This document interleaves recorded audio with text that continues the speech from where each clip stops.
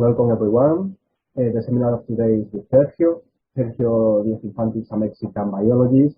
He's a passionate ornithologist. He has been in the nature taking photos, bird watching, or studying plant animal interactions.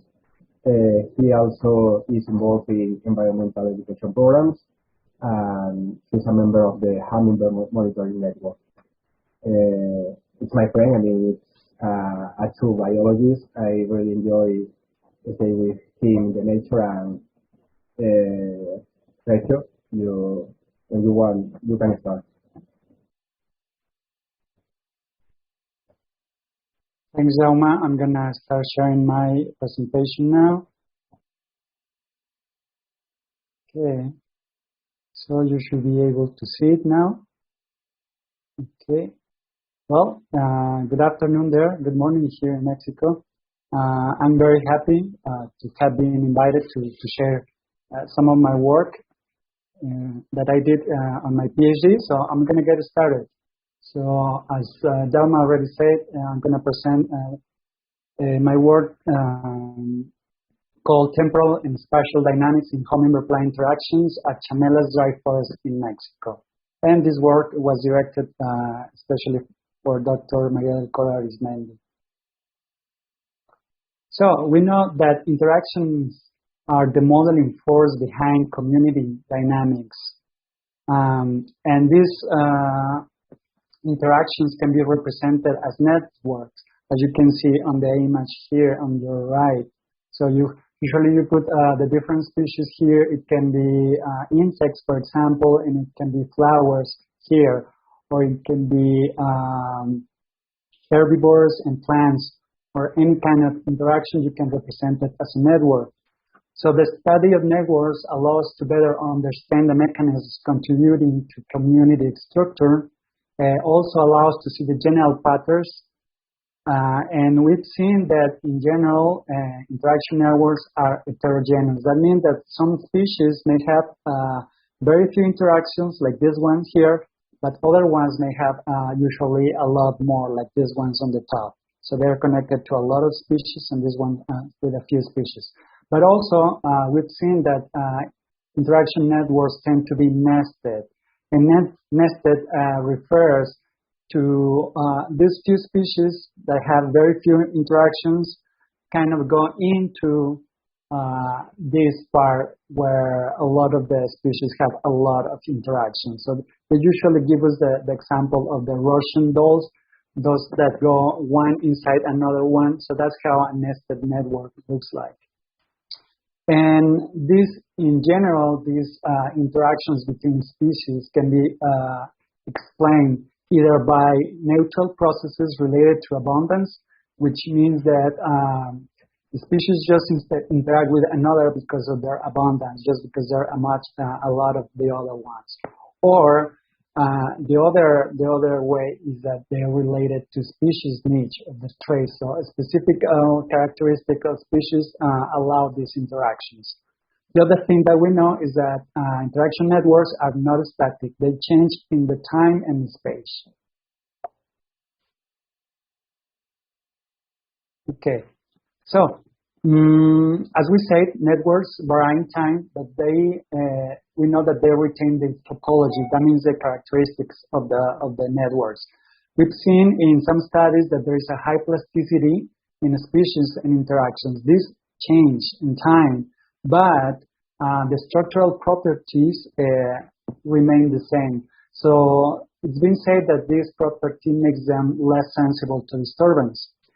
And talking specifically about dry tropical forests, we know that we have some sources of disturbance, especially drought, but species, plants especially, are well adapted to this kind of droughts. But they're more susceptible to winds and to storms, and especially with hurricanes. So hurricanes have cause important vegetation damage in these places. So these forests are not very well adapted because this is not a very common phenomenon there. So it's important to study the effect in biodiversity and ecosystem functioning including plant-animal interactions, to document the resilience of these disturbance events. On the other hand, we have spatial dynamics in interaction networks, and especially because of people. So we're converting natural habitats into crop fields and building houses, and we know that this has an effect on species diversity and composition. And we still don't know much about how this affects interactions. But we do know that a moderate change can benefit pollinators in some way, in richness at least. No? Usually there's more richness of pollinators and abundance. And we've seen this also in birds and hummingbirds. So usually the common species with a moderate change are benefited. But what happens with rare species, they are not benefited. These species are very vulnerable even to moderate change. And this leads to an homogenization. So every place starts looking like the other one, and so everything starts looking the same. Another thing that we know is that new species or exotics don't affect the way the network is connected, but it affects the connections of native species. And some of the new species become super generalist. This means that they're connected to everyone around and become central nodes that increase nestedness, this property that I told you about. And so this property is considered one to be used to monitor network structure changes. So we have some questions specifically about plant-hummingbird interaction networks because no studies evaluate usually the long-term temporal dynamics, especially after extreme events. Also, very few studies in disturbed areas and that talk about exotic plants, but they're not, they don't have a base to compare with nearby conserved areas. And this is very important to really know what's going on there. And recent studies have started to assess the processes behind interaction, what's causing the interactions between species. And they have analyzed the importance of phenology and morphology and abundance there too. But they need to include other systems in different habitats to be able to make generalizations about it. So, to understanding more interaction networks, we took plant-hummingbird interaction networks as a model. First, to assess temporal change, because especially related to extreme climatic events, and see how this affects species and network metrics.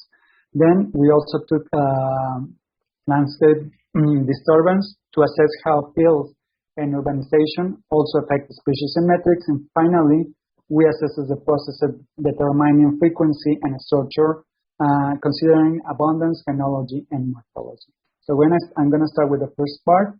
And so this work has been already published. So if you want to read more, you can find it there. And probably we can share the links to it. So as I start talking, hurricane frequency and intensity has increased in the last years. And we all, I think most of people agree that this is because climate change. So this causes, of course, vegetation damage. And talking about birds, usually birds, we know that they're able to move when these storms arrive. So in this way, they avoid danger, but not all of the birds are able to move. In the case of hummingbirds, within them, they're able to move before storms. But we still know very few about how these weather events affect interaction networks. But there's been some studies, for example, after Hurricane Carl, Sanchez and Galvan studied plant and hummingbird networks. And they found that before and after the hurricane, the networks remained nested, but there was changes in species proportions. Then another study after Hurricane Hova in 2017 studied plant herbivore interaction networks, and they say that size lower and there was a lower number of compartments and specificity. But connectance and robustness increase. So no study has today evaluated the potential impact on plant-hummingbird interaction networks. And this is important because we know that these birds contribute to pollination, and they have very specific traits, characteristics that make them very interesting to study. So we ask, does the number and identity of species change after the hurricane? Does the topology and network properties change? And what changes can be associated to hurricanes? So this is my study site, is the Chamela Biology Station. This is in the Pacific coast of Mexico, and it's mostly dry forest there, but it has some subhumid forest and riparian vegetation. And 2 hurricanes have hit in the area. Hova in 2011, category 2, and more recently, Patricia in 2015, category 4, a very, very strong hurricane. So to record interactions between hummingbirds and plants, we use 20 round plots with a 25 meters radius, and they were separated 200 meters distance. So there we use point counts to record the visits of hummingbirds to feed on any plant that was in flower at that time. And we did this monthly for a year in 2016 to 17. And after we gathered all this data, we compared to a study that has been done 30 years ago by Dr. Cora Ismendi in the 85 to 86. So with all this information, we constructed in this way with the information with hummingbirds and plants, we constructed the network, and we calculated several metrics, and I'm going to explain each one, but I'm going to talk a little bit more later. So, and of course, we use the program R to do all of this. So this is the results and discussion about this part. So what happened with the species, with the number and the identity? So we record a total of 40 species in both studies, but we can see that it was 21 in plant species. In this case, I'm going to talk first about plants. So there was 21 plant species in 85, 86, but after the hurricane, we recorded 27 species. And from the original species, 13 disappeared. And that doesn't mean that they disappear from the area. They just disappear from the network. That means that they don't have any interactions with hummingbirds. And the species that disappeared were especially big trees, like the one on with the yellow flowers right here. And they were also cactus and epiphytes. And when we look at what happens after hurricanes, we can see that especially big trees are the ones that are affected because of their size. They oppose more resistance to wind, and a lot of them just fall down after hurricanes. And something similar happens with cactus. When they get a lot of water, they get really heavy. They don't have strong roots. So also they fall after hurricanes. And of course, epiphytes, being on top of trees with the winds, they just fly away. So that's why these groups are especially affected after hurricanes. But on the other side, we added, after the hurricane, 19 new plant species. And these ones were mainly herbs, vines, and shrubs. And this makes sense also because after hurricanes, the forest opens to the light because of all the fallen trees and leaves and branches. So all these plants have the opportunity now to grow and to bloom and flower. So that's why we find a lot of these plant species. And of course, the plants that have very few interactions also appear and disappear. But this is the main things we were able to see regarding plants. About hummingbirds, species 1 to 5 there were in both networks, before and after the hurricane. But the number 6, this very big hummingbird, we only observed it before the hurricane. And this also makes sense with the damage related to hurricanes because this hummingbird feeds on flowers from big trees and from cactus, from epiphytes, usually bigger flowers that produce a lot of nectar. And as this is a very large hummingbird, it requires this kind of flowers to feed around. And so when there's no flowers that this species wants, he just moves around to other places or can also feed on insects. I actually saw it there, so it didn't completely disappear from the area, but it was not connected to the network. Okay, and here are the interaction networks. On your right side, you can see the network from before the hurricane, this one, and this is the network from after the hurricane. On your left side, you have the hummingbird species in both networks, and on the right side, you have the plant species. So you can see there's a lot more plants than hummingbirds, and these lines represent how many interactions a certain hummingbird had with any of these plants. So you can see some black boxes and some blue boxes. So the blue ones are generalist core species. So these are the species that are more connected. In this case, for example, the first hummingbird is connected to a lot more of the plant species. So it's the same with plants. The ones that are in blue are the species that are more connected and are considered in some way more important for the network. So we can see that before we have only one hummingbird core species, but then we don't have any core species of hummingbirds. And plants also, we had a lot before and now we have less. So we start seeing some changes. Some hummingbirds were monopolizing resources, but now it's more similar between the species. And we can see that here in the box and with the network properties, the table. So those that are in red are the ones that change it after the hurricane. So we have robustness in plants, and robustness talks about what happens in this case if one hummingbird disappears, what happens with the plants, what is the probability of extinction. And so we're seeing that robustness gets stronger, so there's less opportunity for plants to become extinct. And this makes sense because, as I said, hummingbirds are sharing more evenly the resources. Also, niche overlap in birds increase significantly. And this means also is the same explanation. Hummingbirds are sharing more even all the resources. As you can see, the gray lines go everywhere around the network. So we have more niche overlap.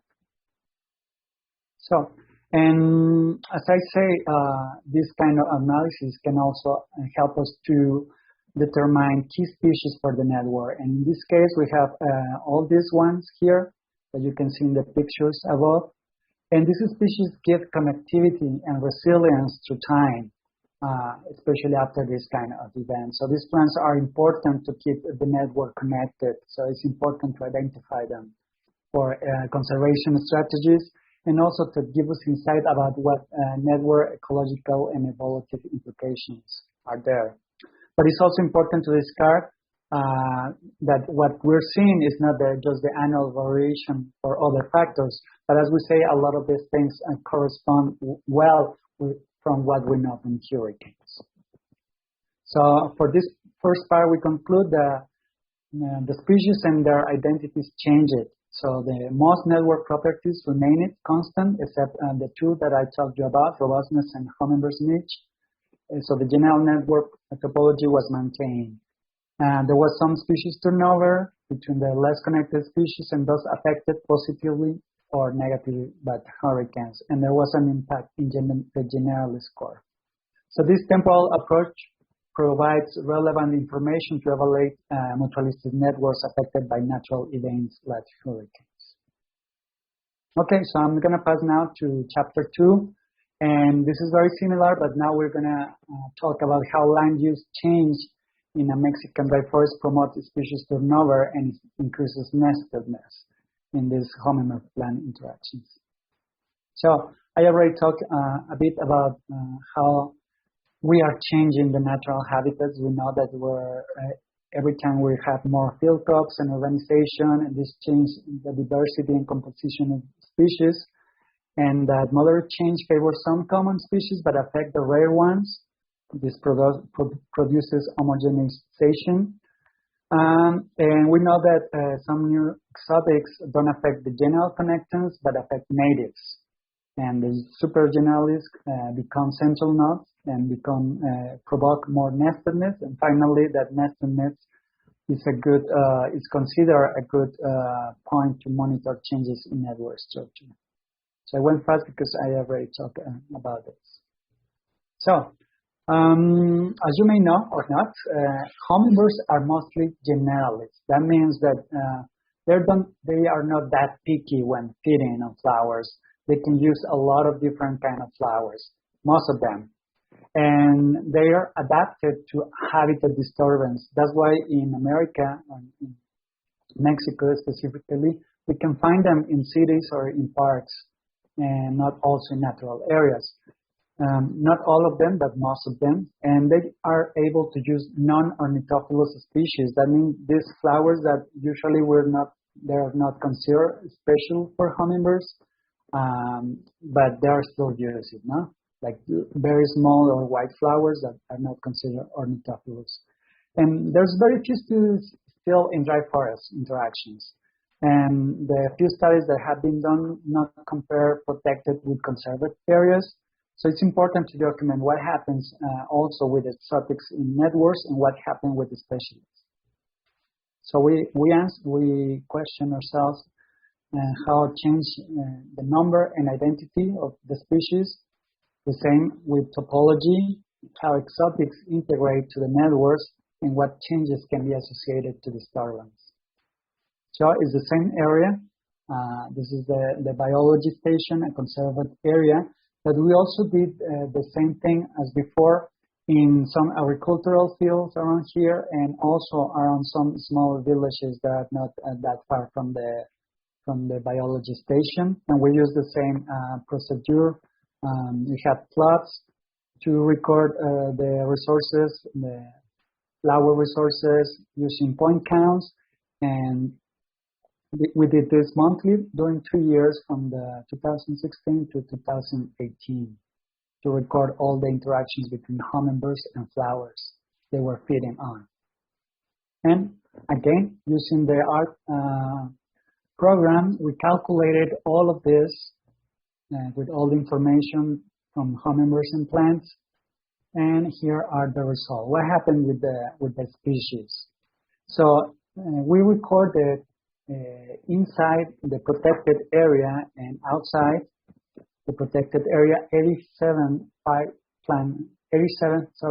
species. And we can see here how it changes. For example, plants, there was 44 inside the station and there was 57 outside. Hummingbirds, we have one more hummingbird, which is this one, in the disturbed, I didn't change this, disturbed area. We have a lot more interactions outside the protected area, and also we have more visits and more unique species. And in that way, we could say, the disturbed area is very good for hummingbird plant interaction, but we have to make attention to which species are there. And we can see there is a big turnover between species. Only 14 species, which is 16%, are shared between the two areas. And talking about the hummingbird, as I said, this is the only hummingbird that wasn't inside the conserved area, and it was outside. And this is a very mobile hummingbird that goes wherever there's a good amount of resources, so it's considered vagrant in that area. And so when we have big trees flowering, it appears there. Okay. So what happened with the network? So you can see again the conserved network on the left and the disturbed network in the right. And you can see in this case I put the plant species on the left and the hummingbirds on the right. And I have again with color in blue the generalist curve, but I have in red the ones that are core outside and inside the reserve. So you can see that we have this tree, which is Tabebuia rosea, big tree with pink flowers that it can be found both inside and outside the station. And also we have one hummingbird, this one, Sinanthus latirostris, that was a core and important species connected to a lot of plants, either in the conserved area or in the disturbed area. Okay, and what happened with the network properties? Again, we have only two properties that change. Most of them remain without significant change. The way the network is connected, the specialization, niche overlap, it doesn't change. And but we have the diversity, so we can see that in the disturbed area we have more diversity according to this index, and also nestedness increase. And we're seeing some similarities with what happens in the temporal change, but also we're seeing some different things, and most of the things are related to exotics, how exotics integrate into the network. So you can see here with red arrows all the exotic species in the network. This is only the network only from the disturbed area, so we're going to focus now on that. And as you can see, 24 out of 57 species are exotic, so almost half of the species of plants, I'm talking about plants, are exotics. And 21 out of 24 contribute to this pattern of nestedness. And you can see it's a nested network because most of the species here that have very few interactions are part of the species or are connected with the species that have a lot more interactions here. And from the core species, those species that are very important for the network because they are connected to a lot of plants, we have that 50% of them, that means three out of 6, are considered are exotics. And you can see the pictures right here that they share specific, they share the color. They're big trees with very showy flowers. So of course hummingbirds are attracted to this. So we're seeing how exotics really integrate into the network because they're offering resources for hummingbirds. And in the case of the hummingbirds, I already said we only have one core species. And you can see how this species is connected to most of the flowers there. So he's very generalist. He's going to visit almost any flower that he can find. And so I already talked a bit about this. What changes we observe in the storage site? There's more species, plants and hummingbirds, more visits and more interactions. There's more diversity and nestedness, and exotics, as you saw, they completely integrate. And talking a bit more about the hummingbirds are able to thrive in this site. I don't know if thrive is the word, but they're able to be there because most of them are broad range generalists. We have these two species, for example, the ruby-throated hummingbird and the black-chinned hummingbird. These species are latitudinal migrants, so that means that during the winter they come to Mexico to feed in any flower. Usually, in general, in different species, we know migrants are not picky. They're going to take whatever they can to survive and to pass the time while they're in any place. So we have the example of those two. And then we have these two that are very common. They're the resident species in the area. And they also are not picky at all. So they're going to use whatever resources they are able to use. But on the other side, we have this species, the green emerald called Silvomoricet. And this species is affected in towns and agricultural crops. So we found this species mostly on the conserved area, but outside there it's very hard to find it. So this is a habitat specialist and that is not able to use most of the resources that are outside. So this is important to consider because even when we see more richness and more abundance of hummingbirds, some species are really affected. And so in conservation, we have to make attention to this. So we conclude here that the number and identity changed, as you saw it, of the species. Many exotics, many plants disappear from the network and new ones integrated. And these new ones are especially the ones that people have in their gardens, all these exotic plants that comes from a lot of different places.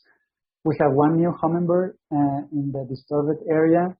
Most metrics prevail, except for nestedness and niche breed, and exotics is strongly integrated, which represent a significant influence in network dynamics. And finally, the spatial perspective gives insights about how land use change affect hummingbird-plant interactions. Okay, so I'm going to go with the last chapter, and this talks about biological constraints are more relevant drivers than natural processes in the hummingbird plant network structure from these tropical dry forests. So we already know that animal-plant interaction have more Earth diversity. So the diversity we see in several places are there because the species are interacting. Species cannot be there if they're not interacting with each other. And the structure of plant-animal interactions can influence its stability and coevolutive dynamics. And this is, as I already said at the beginning, the result simultaneous of neutral processes, which are usually related to abundance, but also with the restrictions imposed by the species characteristics like phenotypes, phenology, and the spatial distributions. So understanding the processes that contribute to struct biological communities is still a big challenge in ecology, and that's why we're making this kind of studies. So there's been some studies already done regarding how these processes shape hummingbird plant interaction, but most of them have been made mainly in South America, in Brazil, and Central America. There's already some work in Mexico, but none has been in dry forests specifically. So that's why we ask this question. What is the relative importance of phenology, morphology, and abundance in predicting the frequency of interactions? But also how network metrics change or can be predicted can be predicted by these same factors. So the methodology is the same. So we gathered the data for 2 years, but this is only inside the conserved area, only inside the station. And so we do the same. We recorded in point counts the interactions that hummingbirds have with plants when they were feeding on a plant. Each one a hummingbird feed on a plant, we record that to make our matrices. And but to register hummingbird phenology in abundance in each point count, I'm going to explain you a bit more of this. And we also, so every month that we were there, we counted how many hummingbirds and how many flowers were open from any species. But we also measure the flowers and the bill morphology. In the case of flowers, we only measure the corolla because this is the main restriction to access the nectar. So we have to measure the flowers to see if the hummingbirds will be able to access the nectar. And of course, we measure also the bill of the hummingbirds, capturing some hummingbirds and releasing them later from 30 individuals. But since we didn't capture enough, we have to go to collections, to scientific collections to have this data to see how long were the hummingbird bills. Okay. And with the program R, we calculated these metrics from the networks. And what the program does is after we have all of this, we obtain lateralized networks according to 8 probability matrices. I'm going to explain this a little bit more. And we compare what we actually see with what the models give us. Okay, and if there is a match between what we observe and what the probability metrics tell us, we consider that this is predicted or not. Okay, so this is the network from the 2-year data.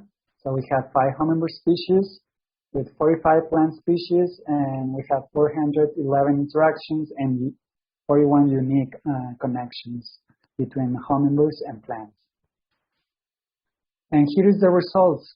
So what's causing or what's provoking the interactions between hummingbirds and plants? when they're feeding on them. So what we found is that the main process behind these interactions is phenology. That means the time and place of the species. So what we can say here is that, of course, in habitats like dry forests, when there is a lot of change between the dry season and the wet season, between winter and summer, so everything changed a lot in this kind of habitats. So the first requirement for species to interact is that both a hummingbird and a plant are at the same time at the same place. That's why phenology becomes so important here. Abundance is not that important, neither morphology. And as I said a bit before, it has to be with the availability of resources. In order for the hummingbirds to feed on this species, the plant has to be with flowers. If there's no flowers, there's no interaction. And this is very related with stationality and with migratory species in the case of hummingbirds. And as I said, these two hummingbird species, which are very important in the network, I can go back a bit here. So we have this species of migratory that they're connected very strongly with some different plants, but especially with this one. So if these hummingbird species are only during the winter, during the dry season, of course, this is they're going to be very important to shape the network and to have the phenology as a very important factor explaining the interactions. But we also have that flowers in general, like this one, this is a tree, don't have very specific or specialized morphology. So they have more open flowers, so most hummingbirds can access the nectar. And this is not the case in more like tropical jungles where we find a lot of more specialist flowers that have very narrow flowers and only certain kind of hummingbirds can access. And a lot of times in those places, the bills of the hummingbird are very curved and the flowers are also like that. So only the hummingbirds that have those kind of bills can access that nectar. But this is not the case in this forest where most hummingbirds and flowers are generalized, have a generalized morphology. And of course, abundance is not that important because the phenology is being a stronger factor in determining the interactions between hummingbirds and plants.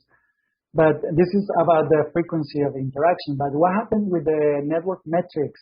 So in this table, in this graphic, we can see, so we have all of the metrics, connectance, nestedness, evenness, and so these are the values according to each one of the models that we created. For example, the null model, this is the abundance, phenology, morphology, and the combination, the different combinations. And I think I didn't explain well how we did this. So for abundance, we multiplied the abundance of hummingbirds for the abundance of flowers open at that time. For phenology, if there was a hummingbird, if in any month, so there was a hummingbird there and there was a plant species with flowers and they were not if they were interactive, only if they were present with hummingbirds and flowers, we give a value of 1. And that way, with phenology, but also with morphology, if the bills of I didn't explain also this, if the bills of the hummingbirds were bigger than the corolla of the flowers, we give a value of 1. That means that the interaction was possible. That's how we construct these matrices for the models.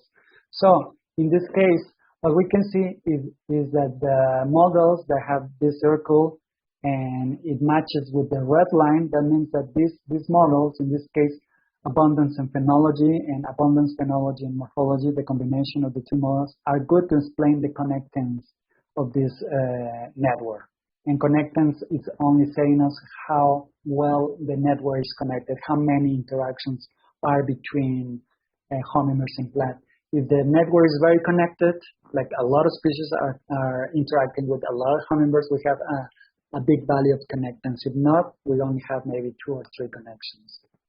So, and in nested net, we can see again that the models, including abundance and phenology, and the combination of this and this one, also including abundance, is helping to explain the nestedness of the network. Here also see the abundance predicting evenness. Here we see several models, but all of them include the abundance, as you can see. Here is the same case. And the only exception is specialization. In this case, we don't have any of the models predicting this particular network matrix. So what we conclude here is that phenology, a species trait, was the factor that better explained the interaction frequencies between hummingbirds and plants, but nevertheless, it is not predicted by itself and most of the network metrics. And we see that in this case, abundance is the best predicting network metrics, and those neutral factors continue to be important determining to some network metrics in this kind of interactions. And something important here is also that in other places, morphology is been important, but not in this case. And as I said, this is because of their very seasonal habitats. So we can see here that interaction networks are a useful tool to study the mechanisms behind ecological process. So my general conclusions were that hummingbird-plant interactions are not static. They change in space and time. They respond to several factors such as natural, like hurricanes, and anthropogenic, the land use change, and also that processes related to morphology, phenology, and abundance of interacting species influence either the interaction frequencies or the plant-hummingbird interaction network metrics at this Chamela dry forest in Mexico. And finally, of course, all of this work is not possible with all the help of several people. You may see some familiar faces around here. So thanks to all of them that helped me to do all of this work. And that's all from me from now. So I think I have to stop sharing. Okay. Hi, Sergio. Thank you very much for your talk, and Díaz, as always, for having us. It's always very refreshing for me to see some tropical ecology here. I'm from Brazil myself, so for me it's very good to have to listen to your talk. Thank you very much for it. We have questions. Do we have any questions here? Not yet. But if you want, you people who are watching, if you want to make any questions, please do it through the chat. We still have some almost 15 minutes for it. And while they're at it, I have a question actually. Okay. About the first chapter. You had 2 hurricanes in 30 years. Did you have any hurricanes before there were no hurricanes in the area before the 80s? For the first? You know, this was, well, for me was surprising because I didn't know much about what happened 30 years or 40 years ago. And when I started looking for what happened in all those years, it results that hurricanes were not a common phenomena in that area.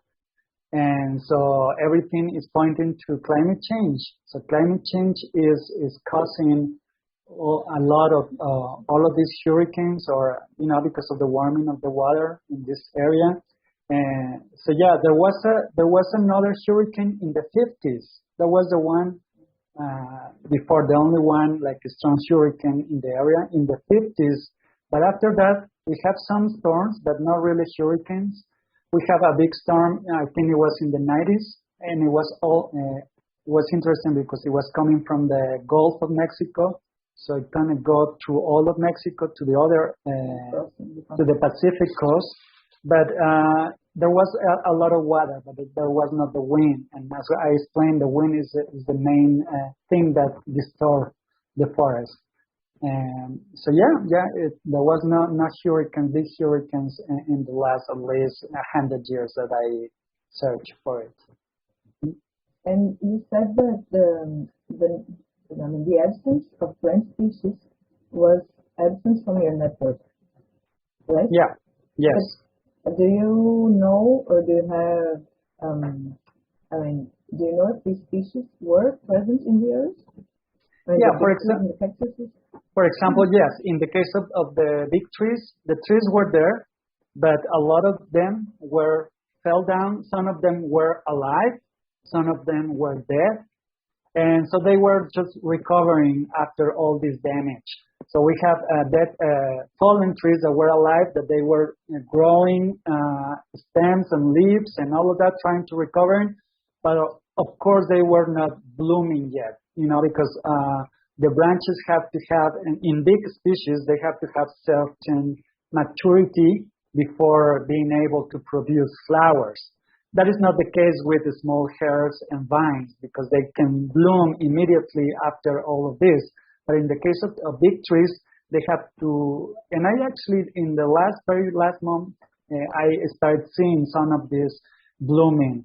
But most of the plant species were there, but they were just not blooming, or the hummingbirds were not visiting them. And the hummingbirds were there, most of them. As I said, the only one, the big one, I saw that one. And when I finished, I went back and I saw the hummingbird feeding on some flowers. And I said, oh, why you didn't feed on flowers when I was there? But it's just because the species, the plant species it feeds on, were just recovering. So the species, mostly, they don't disappear from the area, they just disappear from the network. I see. They just don't bloom, right? Yeah. I see. Thank you very much. No problem.